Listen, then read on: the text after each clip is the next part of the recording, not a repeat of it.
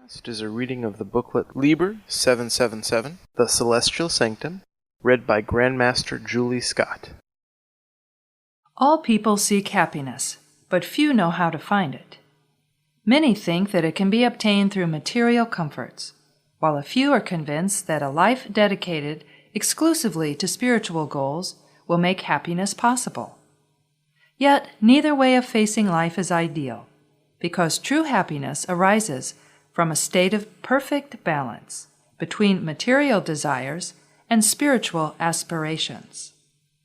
The ideal path for guiding us to this state is that of mysticism, the study and application of that harmonious link uniting an individual to God that can be felt and understood. The only way to fully experience this link is by maintaining harmony within oneself, with other people, and with the natural environment. The harmony we must maintain within involves the body, psyche, and emotions. Obviously, if we continue to violate the natural laws governing our body, we cannot maintain good health. We must therefore treat it with the greatest respect, and not compromise that harmony to which it is by all rights entitled. An unbalanced or excessive diet, lack of rest, and insufficient exercise are a few of the physical abuses which disturb our body's equilibrium. The same principle also applies to our psyche. Because we live on the earthly plane, we must rely on our objective and subjective faculties.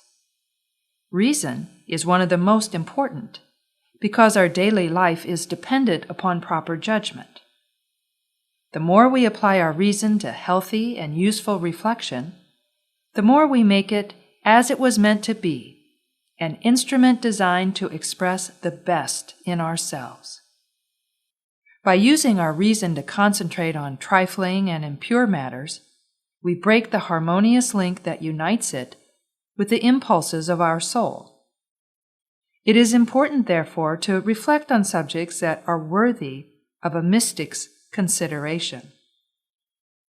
Reading works of consequence, watching uplifting movies, and meditating upon the great issues of life are activities which help us to maintain harmony within our psyche. As for the emotions, such feelings as anger, pride, jealousy, and spitefulness are quite harmful to our emotional well-being, and consequently to our physical equilibrium. Yet even less exaggerated feelings, such as those of fear, anxiety, and distress, are also damaging to the general harmony that should prevail on all levels of our being. Thus, we must do everything within our power to harmonize ourselves with the rhythm of pure and constructive emotions. We cannot know peace profound as long as we remain imprisoned by discordant emotional reactions.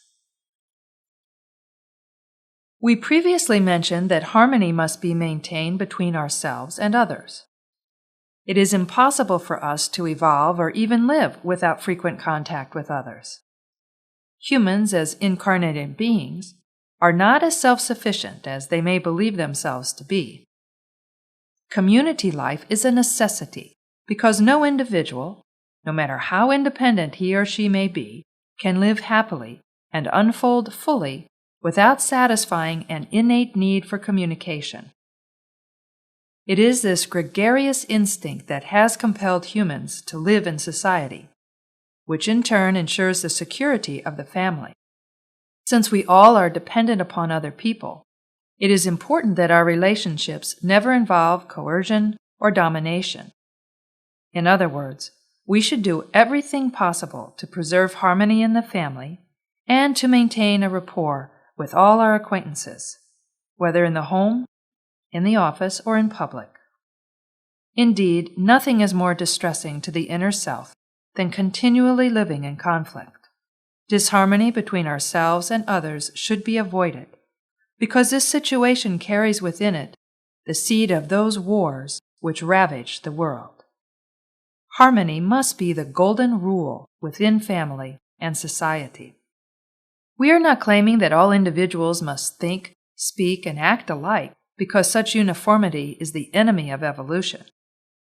Rather, we must respect one another, using our differences of opinion and behavior to serve society in general.